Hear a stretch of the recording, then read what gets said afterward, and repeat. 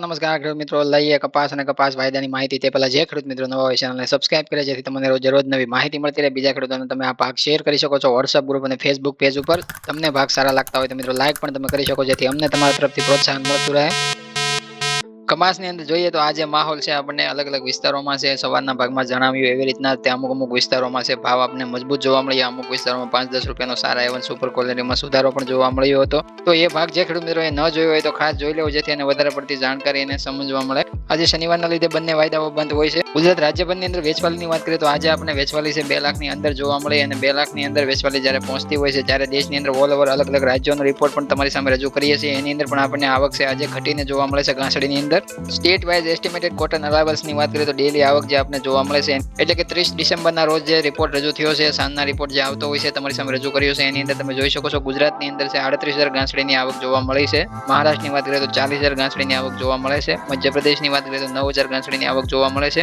કર્ણાટકની વાત કરીએ તો 16,000 ઘાસડીની આવક જોવા મળે છે. તેલંગાણાની વાત કરીએ તો 38,000 ઘાસડીની આવક જોવા મળે છે. આંધ્રપ્રદેશની વાત કરીએ તો 7,000 ઘાસડીની આવક જોવા મળે છે. તામિલનાડુની વાત કરીએ તો એમાં એક પણ ઘાસડીની આવક જોવા નથી મળતી. પંજાબ, હરિયાણા, રાજસ્થાન ત્રણેયને મેળવીને નોર્થનું જોઈએ તો 24,000 ઘાસડીની જ્યાંથી આપણને આવક જોવા મળે છે. ઓડિશાની અંદર 2,500 ઘાસડીની આવક જોવા મળે છે. અલગ અલગ રાજ્યોમાં શનિવારે પણ ફરીથી મહારાષ્ટ્ર છે પહેલા નંબરે આવકમાં જોવા મળે છે, બીજા નંબરે તેલંગાણા જોવા મળે છે અને ત્રીજા નંબરે જોઈએ તો ગુજરાત જોવા મળે છે આવકની અંદર. ઘાસડીમાં આપણને all over state wise estimated જે આવક જે આપણે જોવા મળે છે એનો ટોટલ આપણે જોઈએ તો આપણને 1,74,500 ઘાસડીની આવક છે 30 ડિસેમ્બરના રોજ જોવા મળે છે, જે આપણે થોડી ઘટીને આજે જોવા મળે છે. જેમ કે ગુજરાતની અંદર છે વેચવાલીનું પ્રમાણ છે આજે મણમાં પણ ઘટીને જોવા મળ્યું. એવી રીતના ઘાસડીમાં પણ આપણે દેશની અંદર છે આવક છે અલગ અલગ રાજ્યોમાંથી થોડી ઘટીને આપણને જોવા મળી છે. તો ઘણા બધા ખેડૂત મિત્રોની એવી પણ કોમેન્ટ હોય છે કે અત્યાર સુધીમાં ગુજરાત અને દેશની અંદર કુલ કેટલી ઘાસડી બંધાઈ ચૂકી છે, તો એ તમને જવાબ આપી દઈએ તો ગુજરાતની અંદર 27,41,400 ઘાસડી બંધાઈ ચૂકી છે અત્યાર સુધીમાં. એવી રીતના દેશની વાત કરીએ ધ્યાનપૂર્વક સાંભળજો. 1,31,31,100 ઘાસડી છે દેશની અંદર બંધાઈ ચૂકી છે અત્યાર સુધીના સમયગાળા દરમિયાન. એટલે કે ગુજરાતની અંદર ત્રીજા ભાગની ઘાસડી છે એ પણ બંધાઈ ચૂકી એવું ગણી શકાય અને દેશની અંદર પણ ત્રીજા ભાગની ઘાસડી છે જે સંસ્થાનો ઉત્પાદન અંદાજ છે એની ત્રીજા ભાગની ઘાસડી છે બંધાઈ ચૂકી છે. કાલે વિદેશ વાયદો જે સુધારામાં બંધ થયો એના લીધે છે આજે હાજર બજારમાં ગુજરાત શંકર ઘાસડીની અંદર ઘટાડો અટકી ચૂક્યો છે અને સ્થિર સ્ટેબલ ઘાસડી થઈ ચૂકી છે. 27 ગુજરાત શંકર ઘાસડીના ભાવ જોઈએ તો 55,000 થી 55,100-200 રૂપિયાના અત્યારે સાંજના રિપોર્ટમાં જોવા મળે છે. એવી રીતના મહારાષ્ટ્ર, મધ્યપ્રદેશની વાત કરીએ તો 53,400 ના ભાવ છે એમાં ચાલી રહ્યા છે. અત્યારે પંજાબ, હરિયાણા, રાજસ્થાન લાઇનની વાત કરીએ તો એમાં 51,500 રૂપિયાના ભાવ છે અત્યારે હાલ ચાલી રહ્યા છે.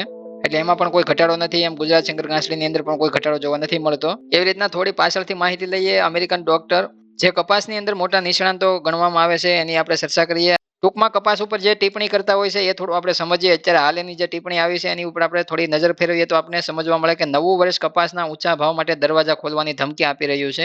વર્ષના અંતિમ અઠવાડિયે દરરોજ ઊંચા ભાવ જોવા મળ્યા. એક ખૂબ જ અસામાન્ય ટ્રેડિંગ પેટર્ન અને અસામાન્ય એટલે કે સામાન્ય રીતે તેજીના સમાચાર સાથે સંકળાયેલ હોઈ શકે છે.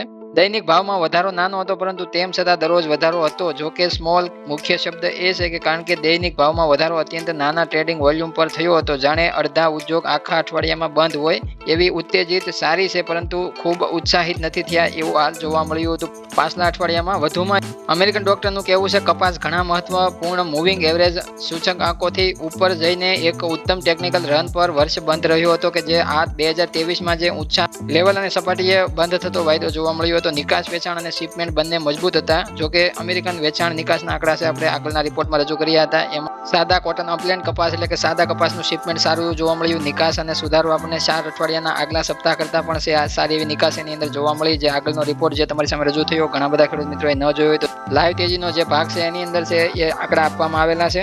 નિકાસ, વેચાણ અને શિપમેન્ટ બંને મજબૂત હતા. વેચાણ અહીંયા લગભગ વાર્ષિક સાપ્તાહિક ઊંચાઈ સાથે આવી રહ્યું હતું એટલે કે લગભગ વાર્ષિકના સાપ્તાહિક ધોરણે છે ઊંચું જોવા મળ્યું હતું અને શિપમેન્ટ યુએસડીના 2023-24ના માર્કેટિંગ વર્ષના 12.2 મિલિયન ઘાસડી એટલે કે 122 લાખ ઘાસડી છે નિકાસ અંદાજ સુધી પહોંચવા માટે જરૂરી સાપ્તાહિક સ્તરે પહોંચી ગયા હતા. જે જરૂરિયાત પ્રમાણે છે નિકાસ જોવા મળી હતી એવું એનું કહેવું છે. અને સપ્તાહમાં જે આ અઠવાડિયામાં 2023 માટે જે શુક્રવારે સારી સપાટીમાં વાયદો જે બંધ થયો છે એના આધારપૂર્વક 2024માં એટલે કે આવતા વર્ષમાં 2 દિવસ પછી આપણને 2024નું વર્ષ જોવા મળે છે. એની અંદર છે નવા વર્ષમાં કપાસ ઊંચા ભાવ માટે દરવાજા ખોલવાની ધમકી આપી રહ્યો છે. એનું માત્ર માત્ર ને માત્ર આ પોઈન્ટ ઉપર કહેવાનું હતું. એટલે કે જે ટ્રેડિંગ રેન્જમાં જે ચાર્ટમાં તમને જોવા મળે છે, જે નીચી સપાટી છે વાયદાની અંદર જોવા મળતી હતી, એમાંથી ઘણી અત્યારે હાલ છે ઊંચી સપાટીએ વાયદો આપણે 80 સેન્ટ અને 21 સેન્ટે બંધ થતા જોવા મળ્યો. એના લીધે નવા વર્ષમાં 2024માં છે રિકવરી થોડી સારી થઈ શકે અને વાયદાની અંદર સ્થિતિ સારી બની શકે એવી આ અઠવાડિયા માટે એની ટિપ્પણી છે અને એ તમારી સામે અમે રજૂ કરી છે. આપણે ગુજરાતી ભાષામાં તમને વક્તવ્ય અનુવાદ કરીને તમને જે સમજાવ્યું છે, તમને કદાચ ન સમજાવવાનું હોય તો ભાગને 2 વાર જોઈ લેવો, પણ વધારે પડતા અમે જે સરળ શબ્દોમાં જ તમને સમજાવતા હોઈએ છીએ.